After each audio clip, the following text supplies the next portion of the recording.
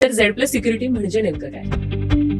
Actually Z plus एक category आहे आणि आम्ही ते नाव म्हणून घेतलेलं आहे की आपण ज्याही क्षेत्रात काम करू त्या क्षेत्रामधलं टॉपमोस्ट काम करायचं, त्या लेवलला पोहोचण्यापर्यंतचं काम करायचं. त्यामुळे जर सिक्युरिटी व्यवसायात मी आलो तर भारतातली टॉपमोस्टची सिक्युरिटी कोणती, तर झेड प्लस सिक्युरिटी. म्हणून मी माझ्या कंपनीचं नाव हे झेड प्लस सुरक्षा प्रायव्हेट लिमिटेड या नावाने मी ती सुरुवात केली. जितदादा पवार यांच्याही सहवासात तुम्ही आला होतात, तर ते काय आठवणी सांगाल? खरी जी ओळख दादासाहेबांबरोबर झाली, SRA प्रोजेक्टच्या उद्घाटनासाठी ते आलेले होते. आम्ही युनिफॉर्म मध्ये उभे असलेले बघून ते आमच्या जवळ आले. त्यांनी सगळी विचारपूस केली की हे झेड प्लस काय आहे, कोण इन्चार्ज आहे त्याचं, कसं चालवता, कुठपर्यंत वाढवायचंय. एवढ्या उपमुख्यमंत्री लेवलच्या माणसाने गर्दीत आपल्याला नावाने हाक मारणं हाच मान खूप मोठा असतो. गुन्हेगारीचं प्रमाण हे अर्बन सेक्टरमध्ये वाढलेलं आहे. टीम टीजिंग खूप जास्त सिटी एरियामध्ये सर घडतंय. चेन स्नॅचिंग तर अगदी कॉमन झालंय. बालगुन्हेगारीचं प्रमाण खूप वाढतंय. शिक्षकांची काठी काढून घेतल्यापासून आणि ती छडी काढून घेतल्यामुळे विद्यार्थी बंड झालेत, बदमाश झाले. पूर्वी म्हटलं जायचं की छडी लागे छमाछम आणि विद्या येई घमाघम, ते आता मिसिंग झालंय. पुण्यातल्या फर्ग्युसन महाविद्यालयाचं नाव सगळ्यांनीच ऐकलं असेल, तर त्या परिसरात सुद्धा चंदन तस्करांची गँग ही कार्यरत होती. त्या दरम्यानच आमच्या अधिकाऱ्यांना त्याबाबत खबर मिळाली. नाईट राऊंड करून ट्रॅप लावून पुढचा कोणताही अनुचित प्रकार घडू नये यासाठी दक्षता घेतली. पण जसं एखादं कार्य पुढे जातं त्यावेळी जसे चांगली माणसं जोडली जातात तसे चार विरोधकही तयार होतात. तर कसं तुम्ही त्यांना सामोरे जातात? माझ्याबद्दल जर तुम्हाला काही वाईट गोष्टी कळाल्या असतील, समजल्या असतील तर माझ्याशी संपर्क करा, बाकीच्या मी सांगतो. एमपीएससी युपीएससीची तयारी करणाऱ्या सगळ्या होतकरू मुला मुलींना प्रायव्हेट सिक्युरिटी सर्व्हिसेसच्या क्षेत्रात करिअर करायचं असेल तर काय तुम्ही सर्वांना अपील कराल? नमस्कार, मी तेजश्री या पॉडकास्टमध्ये तुमचं स्वागत करते. आज आपण ज्या व्यक्तिमत्वाशी संवाद साधणार आहोत ते आहेत एक कर्तव्यनिष्ठ व्यक्ती, एक असे पर्सन जे समाजातील समाजकंटकांना, गुन्हेगारांना चोप देऊन पोलिसांच्या स्वाधीन करतात. सामाजिक सुरक्षा असो किंवा VIP सिक्युरिटी असो, प्रत्येक ठिकाणी झेड प्लस ही यांची security service company number 1 performance करते. तुम्ही ओळखत असलेल्या अनेक बॉलिवूड सेलिब्रिटीजना किंवा अनेक सोशिओ पॉलिटिकल फिगर्सना अतिशय सेफ आणि अतिशय सिक्युअर पद्धतीनं अनेक इव्हेंट्समध्ये साथ देणारी Z plus security and services या कंपनीचे फाउंडर आणि मॅनेजिंग डायरेक्टर आज आपल्याशी संवाद साधत आहेत. यांचं ब्रीदवाक्यच आहे with you for you always. जाणून घेऊया Z plus security and services आणि झेड प्लस सुरक्षा प्रायव्हेट लिमिटेड या कंपनीचे फाउंडर आणि मॅनेजिंग डायरेक्टर प्रशांत कल्पना शिवाजीराव देवकर यांच्याबद्दल. सर, स्वागत आहे तुमचं. नमस्कार. खूप खूप छान वाटतंय आज तुम्ही इथे आलात. पण मला सुरुवातीपासून माहिती आहे की तुम्ही खरं तर तुमचं जन्मगाव हे जळगाव, खानदेश पुत्र तुम्ही आहात. तर तुमच्या बालपणाविषयी थोडंसं सांगाल? जळगाव म्हटलं की खानदेश भाषा आली. मनगाव जळगाव आणि मन मामानं गाव हे अंमळनेर तालुका आहे. आणि बालपण म्हणाल तर वडिलांच्या पोलीस खात्यातील सेवेमुळे आमच्या सतत बदल्या होत राहायच्या. त्यामुळे जळगाव असेल, नाशिक, पुणे, धुळे असा आमचा प्रवास राहिला. त्यामुळे बालपण हे आमचं बदल्यांमध्ये जास्त गेलं. अरे बापरे. आणि ऐरणीवर विशेष प्रेम असणार, कारण की मामाच्या गावची भाषा. एक आपलेपणा आहे आमच्या ऐरणी भाषेमध्ये. ऐरणीमध्ये बोलल्यानंतर तो जो एक समरसता येते समोरच्याशी बोलतानाची आणि जी आपुलकी येते ती एक वेगळं प्रेम देऊन जाते असं मला वाटतं. बरोबर आहे. आपले वडील सर पोलीस खात्यात होते, थोडंसं त्याबद्दल सांगाल का? हो, फार हालाकीच्या परिस्थितीतून माझ्या वडिलांनी म्हणजे या पोझिशन पर्यंत ते आले. शेतकरी कुटुंबातून त्यांचा जन्म झाला आणि हालाकीच्या परिस्थितीत म्हणजे आमच्या आजोबांनीही खूप कष्टातूनच जीवन व्यतीत केलं. मात्र सर्व मुलांना एक चांगल्या पद्धतीचं शिक्षण मिळावं, त्यांनी मोठ्या पदावर जावं अशी त्यांची खूप मनापासूनची इच्छा होती. तसे प्रयत्नही होते. माझ्या आजोबांनी अतिशय हालाकीच्या परिस्थितीतून आपल्या मुलांना शिक्षण दिलं आणि प्रत्येकाला आपापल्या पायावर उभं राहून समाजात वेगळी ओळख निर्माण करण्याची हिंमत दिली. आणि मला आनंदाने सांगावं वाटेल की माझे वडील असतील, माझे काका, 3 काका आहेत, एक आत्या आहेत, यांनी प्रत्येकाने आपापल्या क्षेत्रात, मोठे काका महाराष्ट्राचे माजी राज्यमंत्री होते, कृषी राज्यमंत्री होते, जळगाव जिल्ह्याचे पालकमंत्रीही होते. वडील पोलीस खात्यामध्ये वरिष्ठ पोलीस निरीक्षक म्हणून तेही ग्लोरियस सर्व्हिस करून अगदी राष्ट्रपती पदक मिळवून सर्वात कमी कालावधीमध्ये राष्ट्रपती पदक मिळवणाऱ्या अधिकाऱ्यांमध्ये ते अव्वल असतील. मला त्या गर्वाने सांगायला आवडेल. 2 नंबरचे काका हे कृषी क्षेत्रामध्ये कार्यरत आहेत आणि 4 नंबरचे जे काका आहेत हे त्यांच्या बांधकाम व्यवसायामध्ये असेल, थोड्या राजकीय क्षेत्रात असेल, असे त्यांनी वेगळा ठसा त्या क्षेत्रामध्ये त्यांनी उमटवलेला आहे. आणि आपल्या बहिणीचं नाव काय? कसे नोकझोक भावा बहिणींमध्ये चालायची का, की तिथे पण तुम्ही सिक्युरिटी स्ट्रिक्टली दाखवली आहे? माझी बहीण ही खूप स्ट्रिक्ट स्वभावाची मी म्हणेल आणि स्ट्रेट फॉरवर्ड. समोर काय किंवा समोरच्याला काय आवडेल हा तिचा कधीच उद्देश नसायचा. जे खरंय सत्य आहे ते सांगून मोकळं होणारी असा तिचा स्वभाव आणि तो मला फार कामात पडला. म्हणजे माझ्या आयुष्यातली सगळ्यात महत्वाची आणि मोठी क्रिटिक कोणी असेल तर ती आहे, अजूनही आहे. माझं काही चुकत असेल असं तिला वाटलं तर मी अगदी बेशुद्ध असलो तरी ती मला जागा करून ते सांगून मोकळी झाल्याशिवाय तिला बरं वाटत नाही. अशी ती माझी रुपाली ताई आहे. ती आहे माझ्यापेक्षा 1-2 वर्षांनी लहान. मात्र आम्ही तिला मानाने ताईच म्हणतो. माझ्या कंपनीमध्ये सुद्धा बरेच दिवस तिने स्वतःही काम केलेलं आहे आणि तिचं नाव काढल्यावर अजूनही माझ्या अकाउंट्स डिपार्टमेंटला धडकी भरते. प्रायव्हेट सिक्युरिटी सर्व्हिसेसचं असं एक रिस्की क्षेत्र जिथे 24 तास कार्यरत राहावं लागतं. अशा वेळी तुम्हाला वेळ, काळ, इव्हेंट, घरगुती समारंभ, सणवार या सगळ्याला थोडा फाटा द्यावा लागतो. तर सर कसं आपल्या वाईफ सहन करतात हे सगळं? कसा त्यांचा सपोर्ट असतो? कसं होतं, वडील पोलीस खात्यात असल्यामुळे आईला ती सवय होती, आपसूक आम्हाला होती. मात्र लग्न झाल्यानंतर सुरुवातीला थोडंसं तिला ते समजून घ्यायला आणि ते टॅकल करायला थोडंसं अवघड झालं होतं. मात्र जेव्हा तिने ठरवलं की नाही, ह्या आपल्या नवऱ्याची जबाबदारी वेगळी आहे किंवा तो जबाबदार आहे, एका संस्थेचा जबाबदार अधिकारी आहे, तर त्यांना ते करावं लागणार आहे. त्यामुळे ते त्यांना जे हवं असतं त्याची एक लिस्ट माझ्याकडे आलेली असते. बरं. त्यांनी सांगितलेलं असतं की महिनाभरात कधीही जमलं तर ते तेवढं करा, असं ते एक त्यांचा आपण म्हणू विनंती अर्ज आलेला कामाचा असतो, ऑर्डर आलेली असते. ऑर्डर म्हणा. तर मग त्यानुसार आम्ही जसा वेळ मिळेल तसं ते त्यांची ती इच्छा आकांक्षा आम्ही पूर्ण करण्याचा नक्कीच प्रयत्न करत असतो. वाव. सो खरं तर तुम्ही आता सिक्युरिटी किंवा सुरक्षा सेवा पुरवणारी आपली स्वतःची कंपनी या वेगळ्या क्षेत्रात कार्यरत आहात. हो. पण तुमचं MA झालेलं आहे. सो त्याबद्दल थोडंसं सांगा. तुमची शैक्षणिक वाटचाल कशी होती? आता मी जसं म्हणालो की वडिलांच्या बदल्यांमुळे सतत आमचं ठिकाणं बदलत राहायची राहण्याची. मात्र पुणे हे असं शहर होतं ज्यामध्ये आल्यानंतर एक लॉंग टर्म आम्हाला पुण्यात राहता आलं. 1ली ते 12वी पर्यंतचं शिक्षण माझं पुण्यामध्ये झालं आणि नक्कीच पुणे हे विद्येचं माहेरघर म्हटल्यानंतर तेथे वेगळ्या प्रकारचे संस्कारही आमच्यावर झाले, शैक्षणिक संस्कार आपण म्हणता येतील. आणि त्यानंतर मग पुन्हा नाशिकला डॅडींची बदली झाल्यानंतर आम्ही त्या ठिकाणी गेलो आणि माझं कॉलेज जे आहे BA ते MA पर्यंतचं त्या ठिकाणी झालो. आणि मीन व्हाईल वडिलांच्या आग्रहास्तव मी पिस्तल शूटिंगच्या क्लबला जॉईन झालो अच्छा. आणि त्यामध्ये राष्ट्रीय स्तरावर मला गोल्ड मेडल, 2 गोल्ड आणि 2 सिल्वर मेडल वा. मिळालेले आहे. त्यातही ह्या सगळ्या शिक्षणाचा आणि ह्या शूटिंगचा हा मला MPSC मध्ये वाटचाल करण्यासाठीचा फार फायदा होईल याकरिता मी त्या गोष्टी खरं केल्या होत्या. म्हणजे माझं BA ला जाणं असेल किंवा शूटिंग जॉईन करणं असेल, हे त्याशी रिलेटेडच होतं की जेणेकरून MPSC मध्ये त्या अभ्यासाचा मला जास्तीत जास्त फायदा होऊ शकेल का या दृष्टीने. मला सगळ्या व्ह्युअर्सना सांगायला आवडेल, सरांचं स्वप्न होतं DYSP व्हायचं. सो ते स्वप्न पूर्णत्वास आलं नाही. पण आता मात्र तुम्ही वेगळ्या क्षेत्रात काम करत आहात, पण तरी सेवा देण्याची वृत्ती कायम आहे. तो सेवा देण्याची वृत्ती हा एक वारसाने आलेला आहे असं मला म्हणावं लागेल. की MPSC मला DYSP व्हायचं होतं, नक्कीच व्हायचं होतं. की सरकारने आजही मला सांगितलं की तुमची आम्ही त्या ठिकाणी ट्रेनिंगसाठी सिलेक्शन करतो किंवा DYSP पदावर घेत आहोत, तरी मला खूप आनंद होईल आणि मी आनंदाने ती सर्व्हिस करेन. मात्र MPSC थ्रू तो प्रयत्न करत असताना दुर्दैवाने तो होऊ शकला नाही. युनिफॉर्म सर्व्हिसची आवड असल्यामुळे मला प्रायव्हेट सेक्टरमध्ये राहून कोणत्या सेक्टरमध्ये आपल्याला ती आवड आपली पूर्ण करता येईल आणि समाजसेवा सुद्धा करता येईल यासाठी मी प्रायव्हेट सुरक्षा व्यवस्थापनामध्ये मी एंटर झालो. आणि त्या अनुषंगाने मग युनिफॉर्म असेल आणि इतर पोलीस प्रमाणे काम करण्याची इच्छा असेल किंवा पोलीस सोबत काम करण्याची इच्छा असेल, या सर्व माझ्या ह्या व्यवसाया थ्रू मला पूर्ण करता आल्या. त्याचबरोबर इतर ज्या MPSCचे विद्यार्थी आहेत ज्यांना माझ्यासारखंच MPSC थ्रू करता नाही आली किंवा पोलीस खात्यात जायचं होतं, भरती होता नाही आलं, काही कारणास्तव ते गेले नाही, त्यांनाही सोबत घेऊन किंवा त्यांच्या इच्छा या ठिकाणी आमच्याकडे Z+ मध्ये येऊन पूर्ण होतात असं मला आनंदाने सांगावं वाटतं. वा. Z+ security and services, Z+ सुरक्षा प्रायव्हेट लिमिटेड अशा आपल्या 2 कंपन्या आहेत.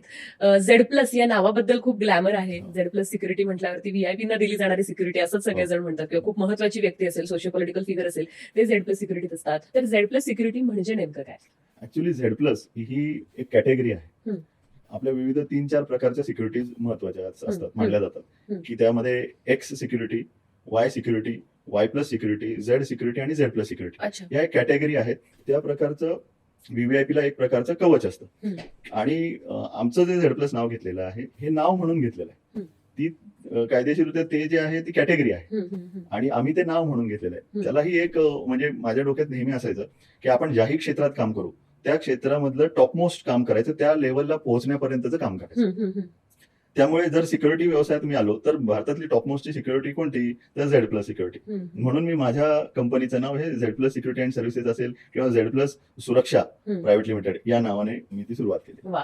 असं म्हटलं जातं सर की मुलाचे पाय पाळण्यात दिसतात. तर लहानपणी असं कधी वाटलं होतं का की आपण सगळ्यात महत्वाचा विषय सेफ्टी यामध्येच एक करिअर करू किंवा प्रोटेक्शन लोकांना देणं यामध्ये आपण करिअर करू, की ही राजकीय पार्श्वभूमी तुमच्या घराला आहेच आहे. आपले काका हे मंत्री पद भूषवत होते. तर मला सांगायला आवडेल सगळ्या व्ह्युअर्सना, गुलाबराव देवकरजी हे हे माजी कृषी राज्यमंत्री होते. सो तुम्ही त्या पावलावर पाऊल काही ठेवलं नाही. इव्हन पॉलिटिकल सायन्समध्ये तुमचं MA झाले तरी सुद्धा. वडिलांच्या पावलावर पाऊल ठेवून आपण पोलीस खात्यात जायचं हे पहिल्यापासून स्वप्न होतंच. मात्र राजकीय क्षेत्रात सुद्धा मी काकांसोबत बरेच दिवस काम केलेलं आहे. पण त्याच्यात एक सपोर्ट म्हणून केलं. कारण मला पहिल्यापासून एक नक्की डोक्यात होतं की आयत्या पिठावर आपण रेघोट्या मारायच्या नाही. आणि थोडं राजकीय क्षेत्रात काम केल्यामुळे थोडासा तो गुण माझ्यात आलेला आहे. आणि तुमच्या प्रश्नाचं एक थोडं मिश्किल उत्तर द्यावं असं मला वाटतं की महाराष्ट्राच्या राजकीय संस्कृतीचा जर विचार केला तर पुतण्यांना जर एक वेगळी चमक दाखवायची असेल स्वतःची किंवा वेगळं नाव करायचं असेल तर त्यांना बाहेरच पडावं लागलं. हे अगदी सर्वज्ञात आहे असंच मी म्हणेन. पुन्हा वळूयात Z+ सिक्युरिटी सर्व्हिसेस या आपल्या कंपनीकडे. Z+ सिक्युरिटी हे वेगवेगळ्या क्षेत्रात सेवा पुरवतात. जसं की VIPsना सिक्युरिटी देणं असेल, पॉलिटिकल फिगर्सना सिक्युरिटी देणं असेल, हॉस्पिटल असेल, शाळा असेल, इव्हेंट्स असतील, या सगळ्या ठिकाणी Z+च्या सिक्युरिटी सर्व्हिसेस या पुरवल्या जातात. तर काय सांगाल याविषयी? नक्कीच. Z+ चं जे बांधणी आहे, मूळ गाभा हा जो आहे हा पोलीस यंत्रणेला सपोर्ट करण्यासाठीची यंत्रणा. बरं. त्याचबरोबर प्रायव्हेट सुरक्षा सेक्टरमध्ये काम करत असताना एक वेगळेपण जपण्याची. मग ते वेगळेपण म्हणजे थोडक्यात आम्ही आमचंच काम करतो. पण ते आजकालच्या दुनियेमध्ये आपण नक्की बघाल जो स्वतःचं काम नेटाने करतो, व्यवस्थित करतो, त्याचंच नाव होत आहे. का? कारण इतर लोक ते व्यवस्थित करत नाहीत म्हणून ते होतं. मला या बाबतीमध्ये भारताचे माजी मुख्य निवडणूक आयुक्त जे होते TN सेशन साहेब यांची आठवण येते. त्यांना एका मुलाखतीमध्ये विचारलं गेलं होतं की सर आपण खूप चांगल्या प्रकारचं काम करत आहात, वेगळं काम करत आहात, त्यामुळे खूप लोक आपलं इम्प्रेशन खूप लोकांवर वेगळं आहे. त्यावर त्यांनी उत्तर देताना सांगितलं होतं की मला आश्चर्य वाटतंय की माझं नाव ह्यामुळे झालंय. कारण मी तर जगावेगळं काहीच केलं नाही. मी जे नियमात आहेत, जे नियम कायद्याने दिले त्यानुसारच काम करतोय. मात्र इतरांनी केलं नाही म्हणून माझं नाव झालं. आणि मला वाटतं मलाही त्यामुळेच एक वेगळं नाव याच्यात मिळालं. आम्ही वास्तविक खासगी सुरक्षामध्ये आम्ही आमचा युनिफॉर्म असेल, जो लोगो असेल किंवा काम करण्याची जी प्रवृत्ती आहे, कर्तव्याप्रती जी प्रवृत्ती आहे त्याच्यानुसार काम करतो म्हणून थोडंसं वेगळेपण या ठिकाणी आमचं दिसतं असं मला वाटतं. आणि त्याचबरोबर एक पोलीस खात्याचा वारसा आपण जो म्हणतो की तो मला लाभल्यामुळे पोलीस खात्यात नेमकं काय पाहिजे असतं, कशा प्रकारची शिस्त हवी आहे, तशा प्रकारचे माझे अधिकारी कर्मचारी यांना तयार केल्यामुळे पोलीस खात्यालाही हे Z+ म्हणजे आमची सिस्टर कंपनी आहे असं वाटू लागलेलं. वा, एवढा विश्वास आहे, एवढी आपुलकी त्यांना वाटते, ही किती सुंदर गोष्ट आहे सर. मला ते सगळ्यात मोठा अभिमान त्यावेळेस वाटला की ज्यावेळेस माननीय उपमुख्यमंत्री फडणवीस साहेब हे पहिल्यांदा ज्यावेळेस मुख्यमंत्री झाले होते त्यावेळेस आम्ही गणपती बंदोबस्ताकरिता मानाचा चौथा जो तुळशीबाग गणपती आपला पुण्याचा त्या ठिकाणी उपस्थित होतो. आणि मला साहेबांनी बोलवून घेतलं जवळ आणि म्हटले तुम्ही दिल्लीवरनं आलाय का बंदोबस्तला? तर म्हटलं नाही सर, माझी अशी सुरक्षा सिक्युरिटी कंपनी आहे. ते म्हणले अरे वा, इतकी छान, प्रायव्हेट सेक्टरमध्ये सुद्धा इतक्या छान पद्धतीने तुम्ही काम करताय, तुमचं अभिनंदन. आणि त्यावेळेस तो मला एक अभिमानाची गोष्ट ती माझ्यासाठी होती आणि माझ्या टीमसाठी होती. त्याच अनुषंगाने मी अनेक VIP बंदोबस्तामध्ये पोलिसांना सहकार्य त्यामध्ये करू शकलो.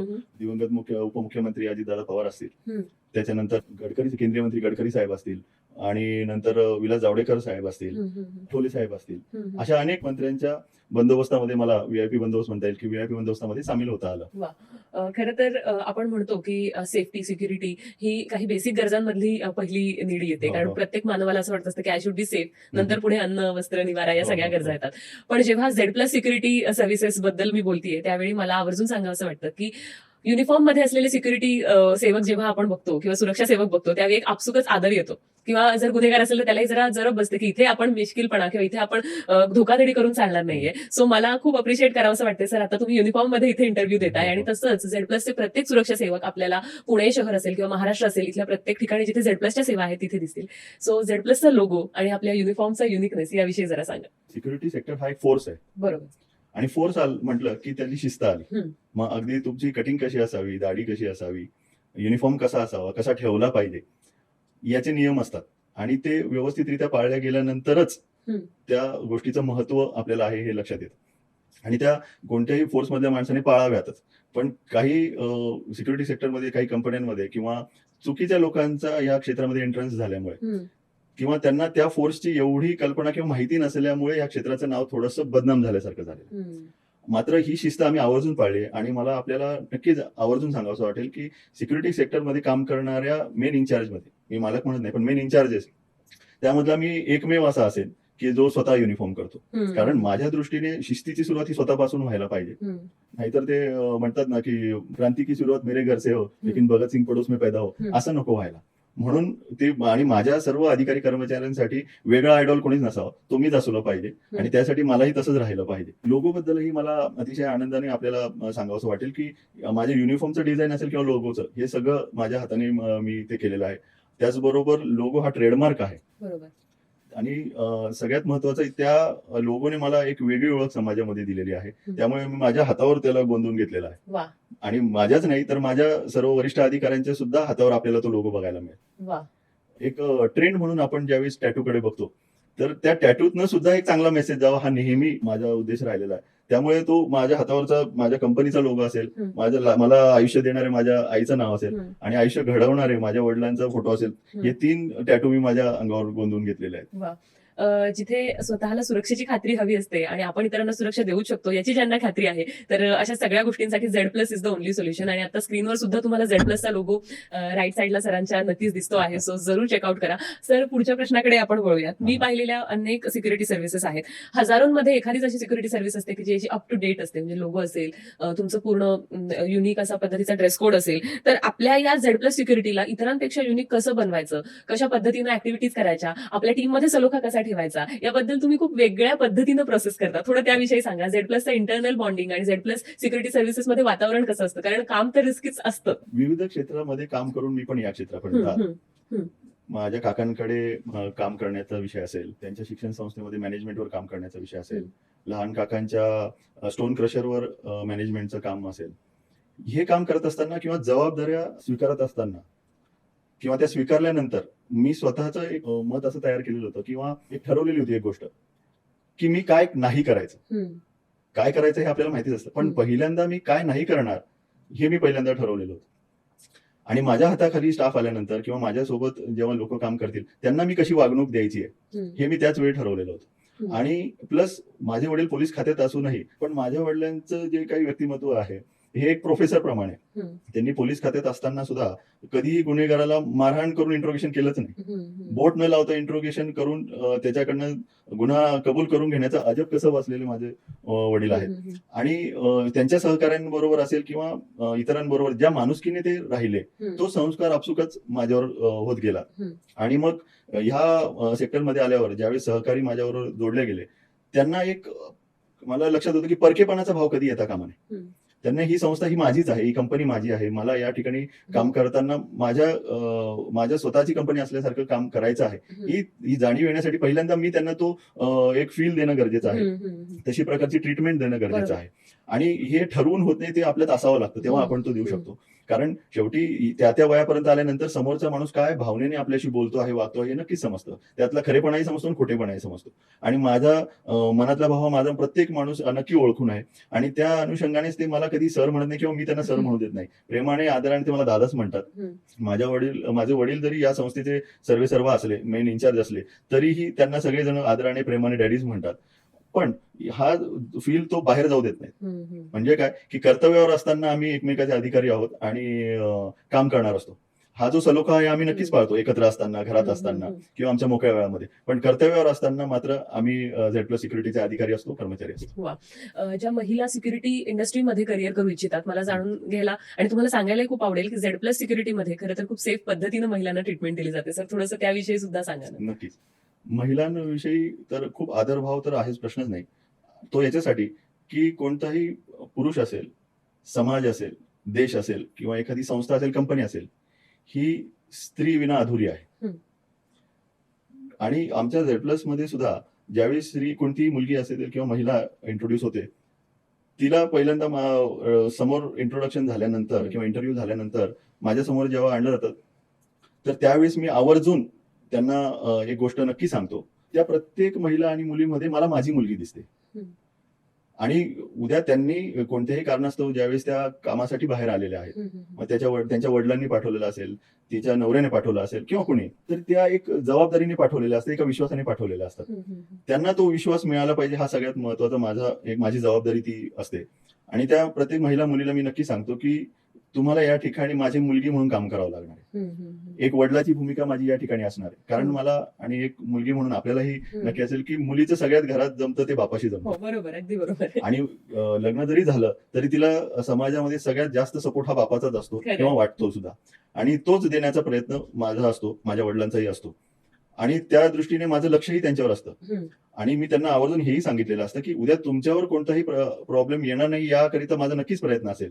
पण मात्र तुमच्याकडनंही काही चुकीचा संदेश असेल, चुकीचं पाऊल तुमच्याकडनं उचलता गेलं नाही पाहिजे याकडे माझं प्रकर्षाने लक्ष असणार आहे. त्यामुळेच मला आवर्जून सांगावंसं वाटतं की एक सेफ वातावरण मुलींना देण्याचा प्रयत्न या आपल्या झेड+च्या माध्यमातून नक्की होतं. आणि एक बिनधास्तपणे त्या आपल्या घरात मी काम करतेय अशा पद्धतीने त्या आपलं कर्तव्य बजावत असतात. कुठल्या कुठल्या फेस्टिवलमध्ये सर तुम्ही झेड+च्या सिक्युरिटी सर्व्हिसेस प्रोव्हाइड केल्यात? झेड+ सिक्युरिटीच्या माध्यमातून आम्ही गणपती उत्सव असेल, नवरात्र उत्सव असेल, 31 डिसेंबरची रात्र असेल, गटारी अमावस्येची रात्र असेल, या दरम्यान विशेष सेवा पुरवत असतो. सगळ्यात महत्वाचं म्हणजे पोलिसांना मदत म्हणूनच आपण त्या ठिकाणी त्यांच्याबरोबर बंदोबस्तला उभे असतो. कारण गणपती फेस्टिवलमध्ये आपण नक्कीच बघितलं असेल की प्रचंड लाखोच्या संख्येने हो. भाविक आलेले असतात. हो. त्यांच्यासोबत काही चुकीच्या उद्देशाने आलेले लोक सुद्धा असतात. काही गुन्हे घडण्याचे प्रमाण पण त्यात असते, जसं मोबाईल चोरी असेल, चेन स्नॅचिंग होत असते. मला सांगायला आवडेल की माझ्या अधिकाऱ्यांनी बरेच असे चेन स्नॅचर आणि मोबाईल चोर हे पकडून पोलिसांच्या ताब्यात दिलेले आहेत. त्याचबरोबर व्हीआयपी मुवमेंट त्या दरम्यान होत असतात. हो. त्यामुळे एक ट्रेंड सिक्युरिटी म्हणून पोलीस आमच्यावर पण विश्वास ठेवतात हम्म. आणि आम्हाला त्यांच्याबरोबर सहभागी करून घेतात. त्याचबरोबर मानाचा चौथा गणपती, तुळशीबाग गणपती जो आहे, या ठिकाणी आम्ही गेल्या 9 वर्षापासून आमची सेवा पुरवतो आहे. त्यामुळे ही सुद्धा विविध व्हीआयपी मोमेंट्स मध्ये पोलिसला सहकार्य करण्याची आपसूक संधी आम्हाला मिळते. खरंय, माझा तोच पुढचा प्रश्न आहे सर. गेल्या 10 वर्षांपासून झेड+ सिक्युरिटी सर्व्हिसेस एवढ्या लोकांना सेफ्टी सिक्युरिटी प्रदान करत आहे, पण बरोबर. व्हीआयपी सिक्युरिटीची जेव्हा वेळ येते त्यावेळी कुठल्या कुठल्या व्यक्तींना आपण या सेवा पुरवलेल्या आहेत? मी जसं म्हटलं की सगळ्यात पहिले आमचे व्हीआयपी बंदोबस्त जो केला तो माजी केंद्रीय मंत्री विलास जावडेकर साहेब होते. त्यांना तिथून माझी सुरुवात झाली व्हीआयपी बंदोबस्ती. त्यानंतर सेकंड बंदोबस्त हा व्हीआयपी बंदोबस्त जो झाला त्यात आपले लाडके मुख्यमंत्री देवेंद्रजी फडणवीस साहेब असतील, माननीय उपमुख्यमंत्री अजितदादा पवार असतील, शिंदे साहेब असतील, केंद्रीय मंत्री गडकरी साहेब आहेत, मान्य श्री रामदास आठवले साहेबांचंही नाव घ्यायला आवडेल, त्यांच्याही बंदोबस्तात आम्ही होतो. अशा अनेक व्हीआयपी बंदोबस्तामध्ये आम्ही सहभाग घेतलेला आहे. जसं पॉलिटिकल व्यक्तींचं सेफ्टी सिक्युरिटी महत्वाची असते, तशीच एखाद्या कलाकाराची सुद्धा महत्वाची असते. हो. सो मला आवर्जून सगळ्या श्रोत्यांना सांगायला आवडेल की ए.आर. रहमानची कॉन्सर्ट ज्यावेळी झाली होती तेव्हा सुद्धा झेड+ सिक्युरिटी आणि सर्व्हिसेसने मोलाची कामगिरी तिथे बजावली होती. त्यामुळे खूप सुखरूप ती कॉन्सर्ट पार पडली. खूप छान पद्धतीने तो बंदोबस्त पार पडला होता. म्हणजे आवर्जून मला त्यांनी माझ्या अधिकाऱ्यांनी सांगितलं होतं की मी नेक्स्ट टाइम येईल तर तेव्हा तुमचाच बंदोबस्त मला या ठिकाणी हवा आहे म्हणून. प्रत्येक व्यक्तीला असं वाटत असतं जर आपल्याकडे 10 गोष्टी आल्या तर त्यातल्या 4 समाजाचं आपण देणं लागतो, समाजासाठी आपण काहीतरी केलं पाहिजे. सर तुम्ही ही जाणीव मनामध्ये कायम जपता आणि झेड+ सिक्युरिटी सर्व्हिसेसद्वारे सुद्धा खूप मोठं सामाजिक योगदान हे दिलं जातं, ते वेगळ्या माध्यमातून दिलं जातं. काय सांगाल त्याविषयी? माझ्या वडिलांचं एक म्हणणं नेहमी असायचं किंवा ती एक शिकवण एक आहे की ज्या समाजात आपण राहतो त्याचं आपण देणं लागतो. समाजाप्रती आपली काही कर्तव्य आहेत ती प्रत्येकाने करायलाच पाहिजे. मी करतो म्हणजे मी फार काही जगावेगळं करतो असं नाही. मला नक्की सांगायला आवडेल की ज्यावेळेस सिक्युरिटी सेक्टरला कोरोना काळामध्ये इमर्जन्सी सर्व्हिसमध्ये अत्यावश्यक सेवांमध्ये नोंद केलं गेलं त्यावेळेस सगळ्यात मला आनंद खूप झाला होता.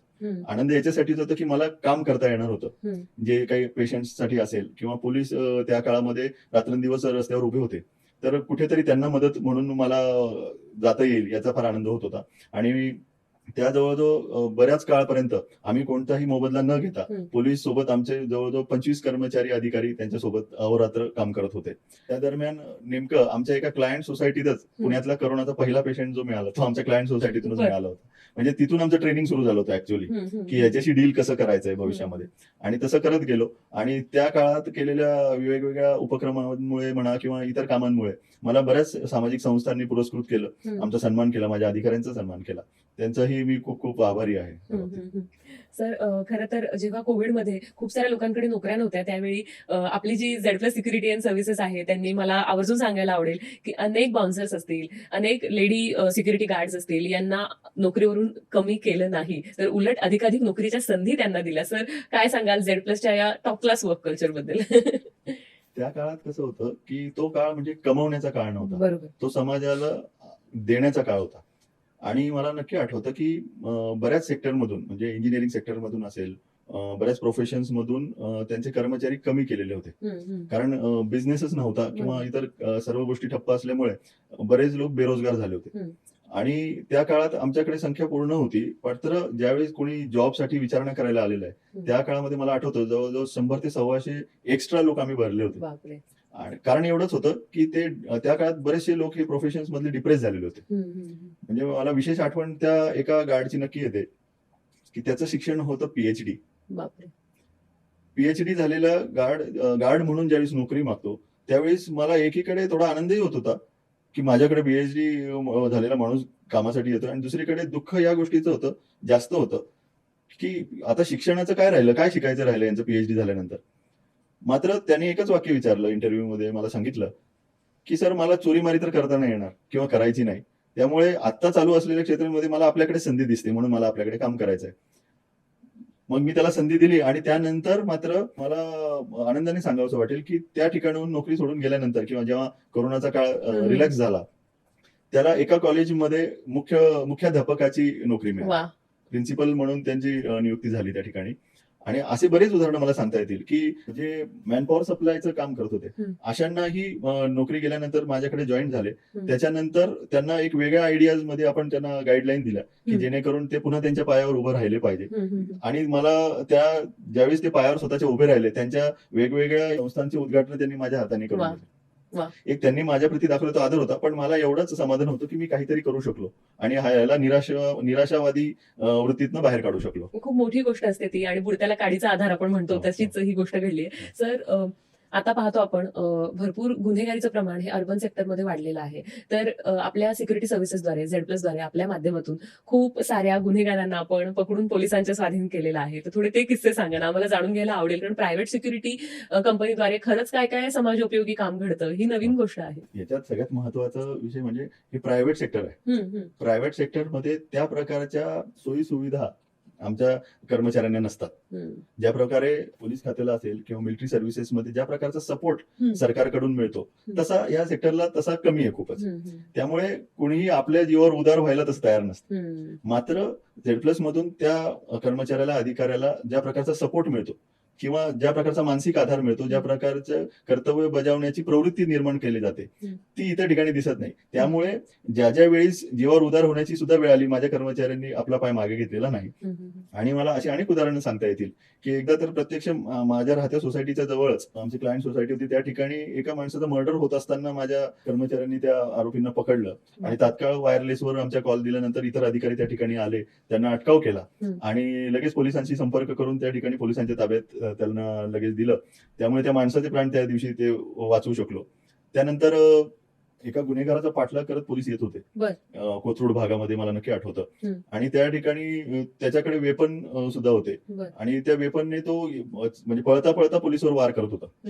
मात्र आमच्या कर्मचाऱ्यांनी ते बघितल्यानंतर त्याला झटापट करून पकडलं आणि मग लगेच तात्काळ ते पोलीस ज्यांना जे जखमी झाले होते त्यांच्या ताब्यात देऊन त्यांनाही मेडिकल सुविधा पुरवून जखमी पोलिसांना त्यांनी त्या ठिकाणी महत्वाची कामगिरी बजावली. आणि नंतर कळलं की त्या गुन्हेगारावर 80 गुन्हे दाखल आहेत ऑलरेडी त्यावर. बापरे.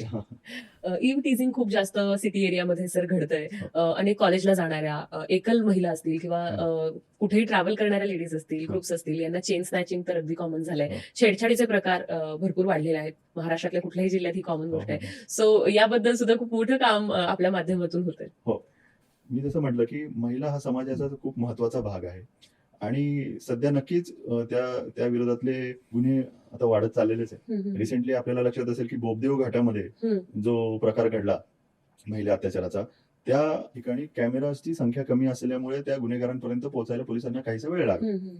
मात्र तो डोक्यात आम्ही कायम विचार ठेवला की आपल्या परिसरामध्ये किंवा आपल्या मुख्यालयाच्या परिसरामध्ये म्हणा किंवा राहत्या घराच्या परिसरामध्ये असे प्रकार घडू नयेत. दुर्दैवाने घडल्यास त्यावेळेस तांत्रिक तपास करण्यासाठी पोलिसांना मदत व्हावी याकरिता आम्ही एक नियंत्रण कक्षाची स्थापना आमच्या मुख्यालयामध्ये केली, ज्याचं उद्घाटन माननीय अजितदादांच्या हस्ते झालं. कारण ज्यावेळेस मी तो प्रस्ताव त्यांच्याकडे घेऊन गेलो की आपण या ठिकाणी यावं, तर त्यांनी पहिला प्रश्न मला विचारला होता की मी का. म्हटलं सगळ्यात महत्वाचं साहेब, आपलं धोरण या बाबतीचं खूप कडक आहे. त्याचबरोबर हा सामाजिक उपक्रम आहे, हा माझा वैयक्तिक बिझनेस डेव्हलपमेंटचा वेगळा असा काही प्रोजेक्ट नाही. आणि त्याचबरोबर त्याचा बेस सांगितला की कोणत्या कारणासाठी मी ते करतोय. त्यावेळी तात्काळ त्यांनी मला होकार दिला. आणि मला असं वाटतं या यंत्रणेचा सगळ्यात मोठा फायदा नवले ब्रिज ऍक्सिडेंट जो झाला तर त्यावेळी सुद्धा झालेला आहे. फक्त नवले ब्रिजच्याच नाही तर त्या अनुषंगाने पोलिसांना मोटर व्हेकलचा गुन्हा असेल, रिसेंटली एक चेन स्नॅचिंगचा गुन्हा असेल आणि नवले ब्रिजला झालेल्या ऍक्सिडेंटचे एक तांत्रिक पुरावे मिळवण्याकरता नक्कीच त्याचा फायदा झाला आणि मला त्यावेळेस ते लावल्याचं एक सार्थक झाल्याचं समाधान लाभलं. नवले ब्रिजला ज्या ज्या वेळेस असे ऍक्सिडेंटचे प्रकार झालेले आहेत, सतर्क टीम आमची पहिल्यांदा त्या ठिकाणी पोहोचलेली आहे आणि जे जखमी असतील किंवा ज्यांना अगदी सीपीआरची गरज पडली त्यांना सीपीआर देऊन त्यांना त्यांचे जीव वाचून हॉस्पिटलपर्यंत पोहोचवण्याचं काम त्या ठिकाणी आमच्या सर्व अधिकारी कर्मचाऱ्यांनी केलेलं आहे. सर, आता बालगुन्हेगारीचं प्रमाण खूप वाढतंय. सोशल मीडियामुळे तरुणाई सुद्धा सोशल मीडिया अडिक्ट झालेली आहे. सो या सगळ्या बदलाबद्दल, वाढत्या गुन्हेगारीकडे पडणाऱ्या पावलांबद्दल तुम्हाला काय वाटतं? एक सिक्युरिटी क्षेत्रात काम करणारी एक सजग व्यक्ती म्हणून तुम्ही काय टिप्पणी कराल? यामध्ये कोणत्याही प्रॉब्लेमचं मूळ काय हे नेहमी शोधलं गेलं पाहिजे, की मुलं गुन्हेगार होत आहेत तर का होत आहेत. एखाद्या गुन्हेगाराला शिक्षा करणं म्हणजे ते आजारावर गोळी देण्यासारखं आहे, फक्त एक तात्पुरती गोळी देण्यासारखं. मात्र त्याला समूळ नष्ट करायचं असेल तर त्याच्या मुळापर्यंत जायला पाहिजे. मला वाटतं शिक्षण क्षेत्रामध्ये शिक्षकांची काठी काढून घेतल्यापासून जे पूर्वी म्हटलं जायचं की छडी लागे छमाछम आणि विद्या येई घमाघम, ते आता मिसिंग झालंय आणि ती छडी काढून घेतल्यामुळे विद्यार्थी बंड झालेत, बदमाश झालेत आणि आदर्श कोणाला मानावं किंवा एक चुकीचे आदर्श या मुलांसमोर असल्यामुळे ते ह्या मार्गाला लागलेत. या गुन्हेगारी बरोबरच व्यसनाधीनता सुद्धा वाढत चाललेली आहे आणि मला वाटतं जे घरातलं कम्युनिकेशन जे कमी होत चाललंय हे एक कारण त्यासाठी असू शकेल, की आई वडील आणि मुलांमधला जो संवाद व्हायला पाहिजे किंवा जेवढा वेळ व्हायला पाहिजे तेवढा तो होत नाहीये. त्यामुळे आपला मुलगा असेल किंवा आपल्या शेजारी राहणारी मुलं असतील, हे नेमकं काय करतायत ह्याच्याकडे जरा दुर्लक्ष होत आहे. जर ते वेळेत आपण त्यावर आवर घातला, त्यांनी त्या करत असलेल्या गोष्टींवर थोडासा वचक ठेवला तर मला वाटतं यावर थोडासा आळा नक्कीच बसेल. खरं तर सर, झेड+चं जे कुटुंब आहे तर ते 1000 लोकांच्या पुढे आता गेलेलं आहे. अनेक सुरक्षा कर्मचारी आपल्यासोबत काम करत आहेत. तर झेड+च्या पुढच्या प्रवासाबद्दल काही स्वप्न आहेत, तुमच्या काय मनीषा आहेत? थोडंसं त्यावर प्रकाश टाका. सध्याचं युग हे प्रायव्हेटायझेशनचं आहे असं म्हणतात राईट. आणि इतर देशांप्रमाणे ज्या वेळेस भारतामध्ये पोलीस खात्याचं प्रायव्हेटायझेशन होईल, काही अंशी होईल किंवा सर्वांगीण होईल, तर त्यावेळेस शासनासमोर झेड+ हा पहिला पर्याय राहायला पाहिजे. तिथपर्यंत मला त्याला न्यायचं आहे. अच्छा. सर, झेड+च्या अनेक ऍक्टिव्हिटीज बद्दल, तुम्ही केलेल्या अचिव्हमेंट्स बद्दल आपण बोलतोय. सो खूप साऱ्या ठिकाणी गुन्ह्यांना आळा घालण्यासाठी सुद्धा झेड+च्या कर्मचाऱ्यांनी मोठी भूमिका बजावलेली आहे. सो सिंहगड रोड, सनसिटी परिसरामध्ये सुद्धा पूर परिस्थिती काही दिवसांपूर्वी, काही वर्षांपूर्वी आली होती. त्या ठिकाणी सुद्धा झेड+ सिक्युरिटी सर्व्हिसेसचे सुरक्षा कर्मचारी पुराच्या पाण्यात उभे होते. सर, हा अगदी किस्सा मी पेपरमध्ये सुद्धा वाचला. तर काय सांगाल त्याविषयी? पूर परिस्थिती निर्माण झाल्याची बातमी ज्यावेळेस आम्हाला मिळाली तेव्हा तात्काळ आमच्या अधिकारी यांनी आमच्या कंट्रोल रूमला कळवलं आणि तात्काळ आम्ही त्या ठिकाणी पोहोचलो. मी स्वतः त्या ठिकाणी होतो आणि कमरे एवढं पाणी त्या ठिकाणी झालेलं होतं. मात्र काही लोक त्या परिसरामध्ये अडकलेले होते. त्या अडकलेल्या लोकांना आम्ही एनडीआरएफ बरोबर सहभागी होऊन त्यांना बाहेर काढून आणलं त्या पूर परिस्थितीमधून. बापरे. खरं तर मला पुढे विचारायचं सर, की फक्त तुम्ही म्हणालात व्हीआयपी नाही किंवा स्टार्स नाही, तर प्रत्येकाला सिक्युरिटी सर्व्हिसेसची गरज असते आणि शाळा आणि महाविद्यालय ही सगळ्यात महत्वाची गोष्ट मला वाटते, कारण तिथे आपली पुढची पिढी शिकत असते. पुण्यातल्या फर्ग्युसन महाविद्यालयाचं नाव सगळ्यांनीच ऐकलं असेल, काही जण तिथे शिकले असतील. तर त्या परिसरात सुद्धा चंदन तस्करांची गँग ही कार्यरत होती आणि त्या ठिकाणी सुद्धा आपल्या सर्व्हिसेसने आणि आपल्या कर्मचाऱ्यांनी मोठी भूमिका बजावली. तर काय तो किस्सा सांगाल सगळ्या व्ह्युअर्सना? आम्ही सुरक्षा सेवा पुरवत असलेल्या फर्ग्युसन महाविद्यालय या ठिकाणी सुद्धा एकदा असे चंदन चोरीचा प्रकार घडत होता आणि त्या दरम्यानच आमच्या अधिकाऱ्यांना त्याबाबत खबर मिळाली. तात्काळ त्यांनी त्या ठिकाणी जे आमचे सुरक्षा कर्मचारी कार्यरत आहेत त्यांना सपोर्ट म्हणून क्युआरटी टीमसह त्या ठिकाणी ते दाखल झाले आणि तो प्रकार घडू दिला नाही. मात्र त्या दिवसापासून पुढच्या महिनाभर आमची सर्व टीम, सर्व अधिकारी हे नाईट राऊंड करिता त्या ठिकाणी हजर राहिले आणि केवळ फर्ग्युसन महाविद्यालयच नाही तर त्याच्या आजूबाजूच्या परिसरातील सर्व शिक्षण संस्थांना आम्ही त्या ठिकाणी नाईट राऊंड करून ट्रॅप लावून पुढचा कोणताही अनुचित प्रकार घडू नये यासाठी दक्षता घेतली. सर, पुणे हे वाढतं महानगर आहे. तसंच मुंबई बँगलोर हायवेवरून रोज ट्रॅफिक मुव्हिंग असतं, प्रचंड गर्दी असते, लोक प्रवास करत असतात. यावेळी सुद्धा काही गुन्हे, काही ऍक्सिडेंट्स होतात. सो मुंबई बँगलोर हायवेवरचे ऍक्सिडेंट्स मध्ये सुद्धा खूप कर्तव्य तत्परतेने झेड+ सिक्युरिटीचे जे कर्मचारी आहेत त्यांनी लोकांचे प्राण वाचवलेले आहेत. सो थोडं त्याविषयी सांगाल? ज्या वेळेस आम्हाला त्या ठिकाणी ऍक्सिडेंट झाल्याची खबर मिळालेली आहे, आमचे अधिकारी असतील, मी स्वतः असेल, आम्ही तात्काळ त्या ठिकाणी पोहोचलेलो आहोत आणि कारण म्हणजे आमचं मुख्यालय त्या ठिकाणाहून फार जवळ अंतरावर, 1 किलोमीटरभर अंतरावर असल्यामुळे आम्हाला लवकर त्याची बातमी समजते आणि त्या ठिकाणी जाऊन लवकर गेल्याचा खूप चांगला परिणाम आम्हाला लक्षात आला की जखमींना वेळेत मदत देता आली. सीपीआर द्यायची ज्यांना गरज पडली त्या ठिकाणी तात्काळ माझ्या अधिकाऱ्यांनी त्यांना सीपीआर देऊन हॉस्पिटलपर्यंत पोहोचवलेलं आहे. एकदा असंच झालं की आम्ही नाईट राऊंड करून आलेलो होतो आणि साधारण 3:30-4ची वेळ होती. हम्म. माझा फोन वाजला आणि त्यांनी मला सांगितलं त्या समोरच्या माणसाने, की या ठिकाणी मुंबई वारजेजवळ तुमचा एक कर्मचारी जखमी झालेला आहे, त्याच्या अंगावरून गाडी गेलेली आहे बापरे. म्हणून. तर मी तात्काळ माझ्या टीमला त्या ठिकाणी पाठवलं आणि असं लक्षात आलं, की जो जखमी माणूस होता, त्याने पूर्वी माझ्याकडे काम केलेलं होतं. हम्म. मात्र त्याला जखमी अवस्थेत सुद्धा फक्त आपल्याच झेड आठवण आली आणि त्यांनी समोरच्याला सांगितलं, की या नंबरवर फोन करा, ते नक्कीच मला मदत देतील म्हणून. वा. तात्काळ माझ्या अधिकाऱ्यांनी त्याला सिव्हिल हॉस्पिटलला नेलं, त्याची ट्रीटमेंट सुरू केली आणि त्याचे प्राण वाचले.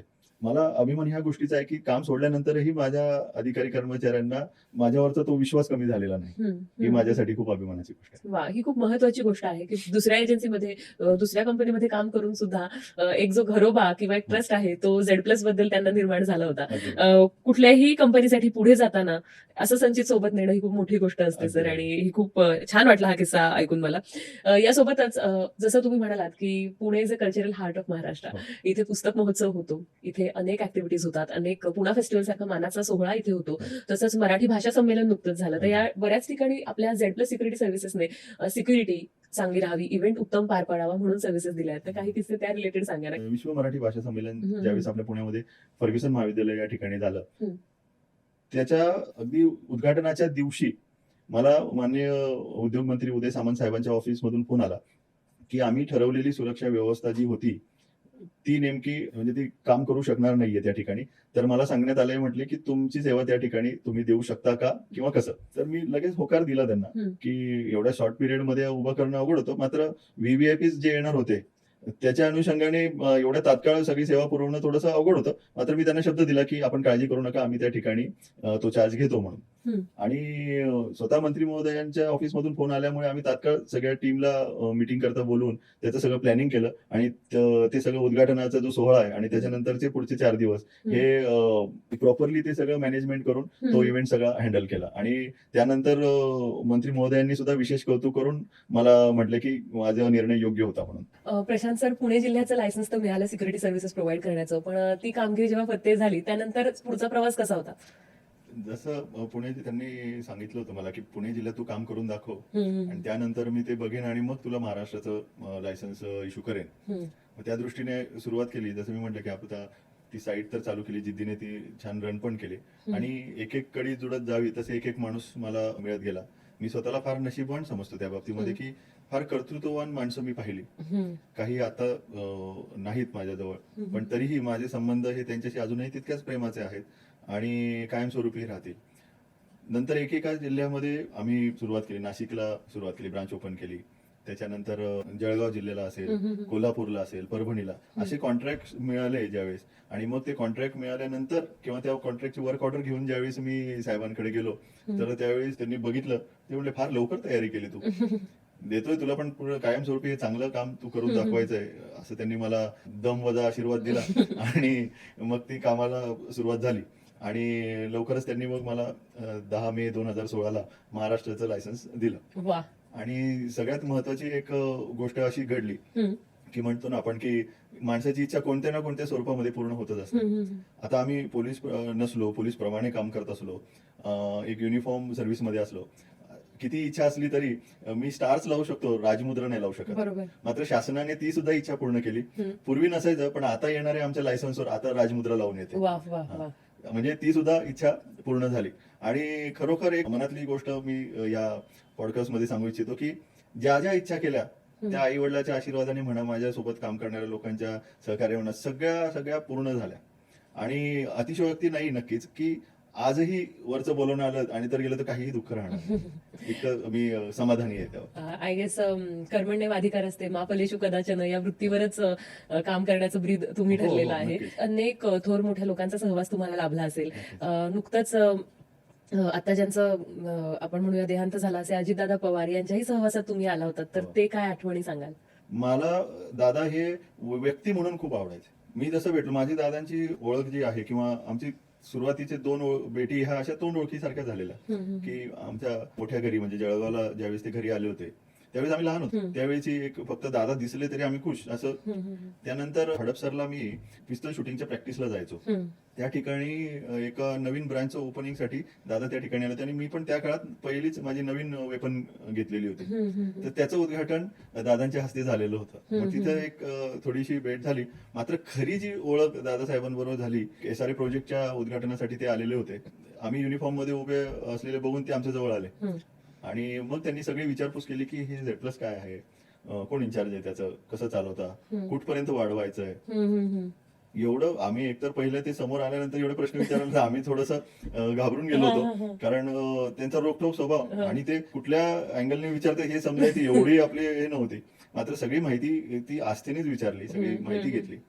आणि त्यानंतर बऱ्याच ठिकाणी मग ज्या ज्या वेळेस बंदोबस्तात एवढ्या उपमुख्यमंत्री लेवलच्या माणसाने गर्दीत आपल्याला नावाने हाक मारणं हाच मान खूप मोठा असतो. आणि मला जेवढं वाचलंय ऐकलंय तेवढं अजितदादांचा स्वभाव असा होता की ते माणसं लक्षात ठेवायचे, तळागाळातल्या माणसापर्यंत त्यांची हा पोहोच सगळ्यात महत्वाचा मोठा गुण. गुण. हो. म्हणजे व्यक्ती म्हणून त्यांचा आदर करत असताना मी काय शिकायचं त्यांच्याकडनं, तर त्यांचं प्रशासनातलं जी पकड होती, वचक होता, काही ठराविक स्किल होते की ते आम्हाला आचरणात आणले पाहिजे. कंट्रोल रूमच्या आमच्या उद्घाटनाचं आमंत्रण द्यायला गेलो होतो त्यावेळेसही त्यांनी आवर्जून मला, ज्यावेळेस त्यांच्या पीएननी त्यांना सांगितलं की हे प्रशांत देवकर असं असं, अरे परवाच भेटलो मी त्यांना, आपल्या गणपतीच्या बंदोबस्तात झाली की भेट, मला माहिती नाही का काय विषय. तर त्यांनी ते वाचलं पत्र आणि लगेच सांगितलं की त्या भागात आपण गेल्यावर जायचंय. त्यांचा ते जनसंवादाचा कार्यक्रम ज्यावेळेस होता आंबेगावला, त्यावेळेस त्यांनी ती मला वेळ दिली आणि आवर्जून ते आले. थोडा वेळ त्यांनी दिला, नाश्ता वगैरे केल्यानंतर आमचं बोलणं झालं. आणि आता सांगायला काहीच हरकत नाही की ज्यावेळेस सगळं नाश्ता वगैरे दादांचा झाला, मला ते म्हटले मला फ्रेश व्हायचंय. तर मी त्यांना घेऊन गेलो, फ्रेश वगैरे झाले. आणि जेव्हा बाहेर यायच्या वेळेस मी त्यांना एक विनंती केली. म्हटलं दादासाहेब एक विनंती आहे. म्हटले काय? म्हटलं आपल्याला काही गोष्टी आवडत नाही मला माहिती आहे, पण म्हटलं मला आज करू दे, इथं कोणीच नाहीये, आपणच दोघं आहोत. मला तुमच्या पाया पडू द्या आणि तुम्हाला मिठी मारू द्या. ते म्हटले प्रशांतजी. म्हटलं आणखी एक, मी मुलासारखा आहे आपल्या, मला प्रशांत म्हटलं तर मला खूप खूप छान आवडलं. नमस्कार केला आणि मी छान ती माझी हाऊस पूर्ण करून घेतली. छान त्यांनी मला तो जो आशीर्वाद दिला तो माझ्या डोक्यावर कायमस्वरूपी राहील एवढी मला नक्की गॅरंटी आहे.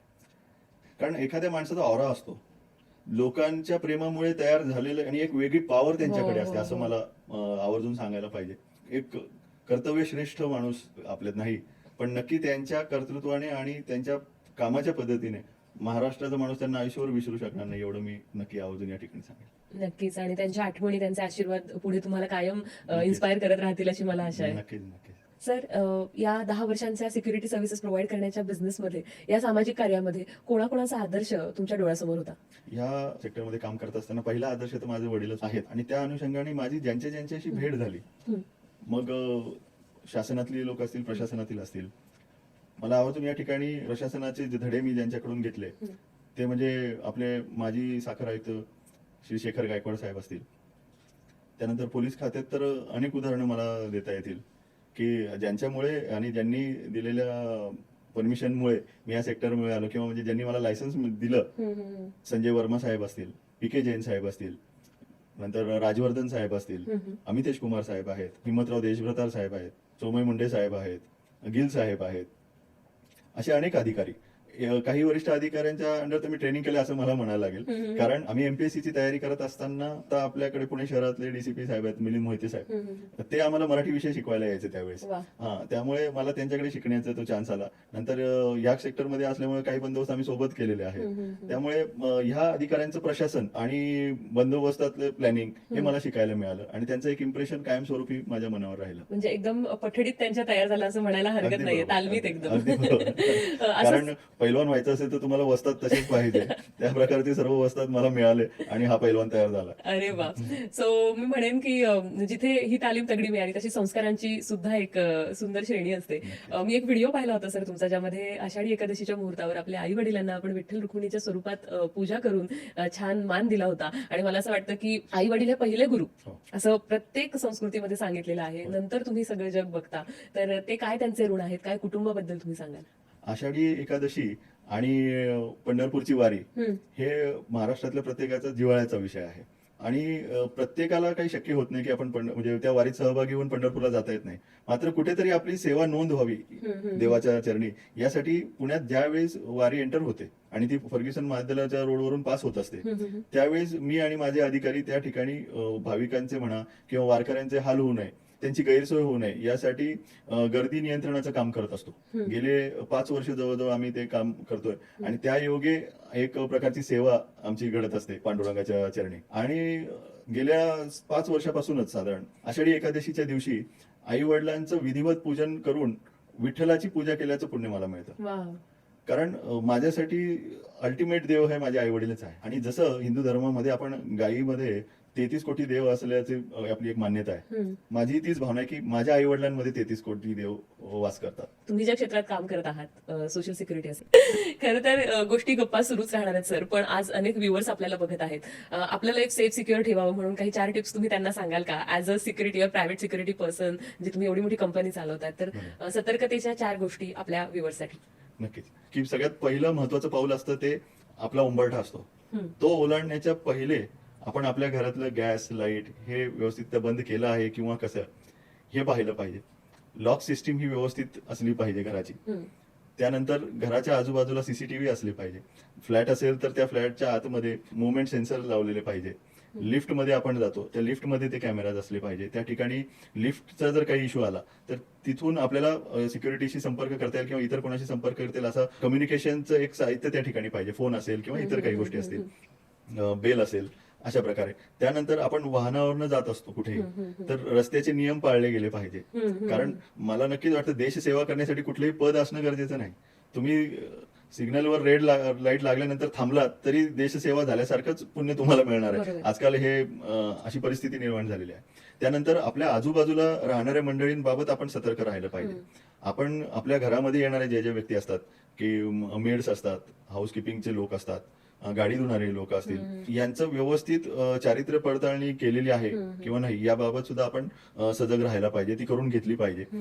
येणाऱ्या लोकांचे विषय सगळ्या डॉक्युमेंटेशन आपल्याकडे असलं पाहिजे की समोरच्या व्यक्ती राहणारी कुठल्या, त्या म्हणजे त्यांचं आधार कार्ड, पॅन कार्ड, बँकेचे डिटेल्स एक प्रकारे आपल्याकडे सगळं लेखी असलं पाहिजे. त्याची माहिती जवळच्या पोलीस स्टेशन किंवा पोलीस चौकीला दिलेली असली पाहिजे. त्याचबरोबर आपल्या घरातली लहान मुलं हे सोशल मीडिया वापरत असताना ते नेमके कशासाठी वापरतात, कशासाठी त्याचा वापर करतायत.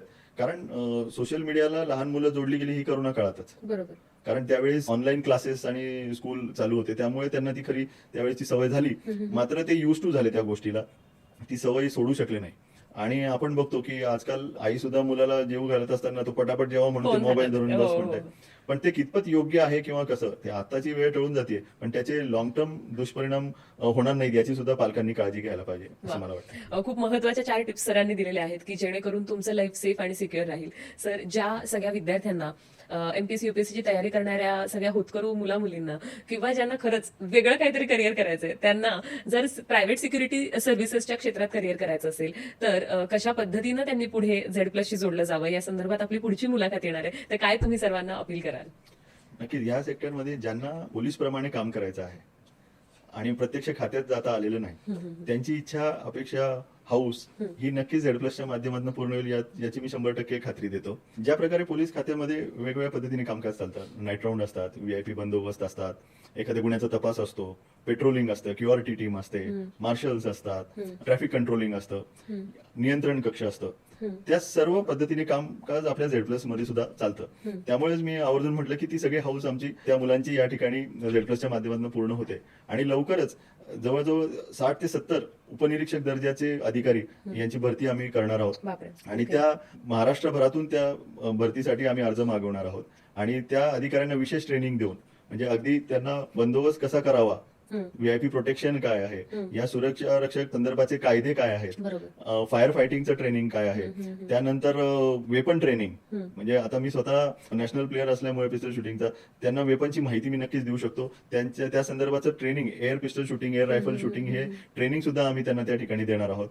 ऍक्च्युअल फील्डवर कसं कामकाज करायचं आहे, नियंत्रण कक्ष कसा सांभाळता येतो, कसा सांभाळला पाहिजे, त्याच्यावरचं कम्युनिकेशन स्किल, या सर्व गोष्टी आम्ही त्या ठिकाणी त्यांना शिकवणार आहोत. आणि त्यातून एक चांगले अधिकारी तयार करून विविध ठिकाणी त्यांना जबाबदारी वाटून देणार आहोत. प्रशांत सर, आता या इंटरव्ह्यू मध्ये वेळ झाली आहे रॅपिड फायर राऊंडची. माझ्याकडे काही इंटरेस्टिंग क्वेश्चन आणि काही ऑप्शन्स आहेत, so choose wisely. Good luck. Thank you. So पहिला प्रश्न आहे की फूड मध्ये तुम्हाला काय आवडतं, व्हेज की non veg? Non veg. Career choice, नोकरी प्रायव्हेट सिक्युरिटी मधली की पोलीस खात्यातली? ऑलवेज पोलीस खाते. अरे, first choice. First choice, first and last choice. Okay. So एखादी केस हँडल करताना किंवा सिच्युएशन हँडल करताना which kind of approach you prefer? Soft approach, harsh approach? Depends. Okay. Manipulative answer. Favourite place in Maharashtra, कोणता जिल्हा? जळगाव. आमना Jalgaon. Yes. Jalgaon. Jalgaon. Okay. School माध्यमातनं म्हणजे भाषांबद्दल बोलायचं झालं तर मराठी माध्यम शाळेचं की इंग्लिश मिडियम मधनं शिकावं? मराठीतनं. ओके. फेवरेट फिल्म स्टार कोण आहे? तसे 2-3 आहेत. ऍक्टर्स मध्ये अमिताभ बच्चन आवडतातच. त्याचबरोबर मला नाना पाटेकर साहेब आणि रणदीप हुडा हे दोघं ऍक्टर्सही खूप आवडतात. ओके. डिसिजन मेकिंग साठी काय प्रेफर करता, दिल से या दिमाग से? दोनों के कॉम्बिनेशन से. Okay. Stress buster what is for you, music therapy की travel therapy? Music. Okay. Leadership style काय आहे तुमची, स्ट्रिक्ट बॉस या फ्रेंडली मेंटॉर? ते माझ्या स्टाफला विचारायला पाहिजे. Okay. One word to describe yourself? Trust me. Okay. Maharashtrian dish, misal की puran poli? Puran poli. Okay. One line message for the youth? 2 line देण्याची परवानगी द्या. जरूर. युथ साठी एवढंच सांगेल की स्वतःवर विश्वास ठेवा आणि आपलं कर्तव्य पार पडा. Well, that's a wrap for rapid fire. Thank you. Sir, खरं तर Z+ सिक्युरिटी सर्व्हिसेसचा हा प्रवास आणि त्यासोबतचा तुमचा प्रवास ऐकताना अनुभवताना खूप छान वाटलं. आपल्या गप्पा पुढच्या एपिसोडमध्ये अशाच सुरू ठेवूया. आणि मला सगळ्या व्ह्युअर्सना सांगायला आवडेल की जर तुम्हाला या क्षेत्रात करिअर करायचं असेल, प्रायव्हेट सिक्युरिटी इंडस्ट्रीमध्ये तुमचं भविष्य उज्ज्वल करायचं असेल तर नक्की पुढचा एपिसोड बघा. आणि Z+ सिक्युरिटी सर्व्हिसेसशी कनेक्टेड राहण्यासाठी डिस्क्रिप्शन बॉक्समध्ये जे डिटेल्स दिलेले आहेत तिथे जरूर कॉल करा, वेबसाईटला व्हिजिट करा, ऍड्रेसला व्हिजिट करा आणि हो, सरांशी नक्की कनेक्टेड राहा. Thank you so much. नमस्कार. नमस्कार.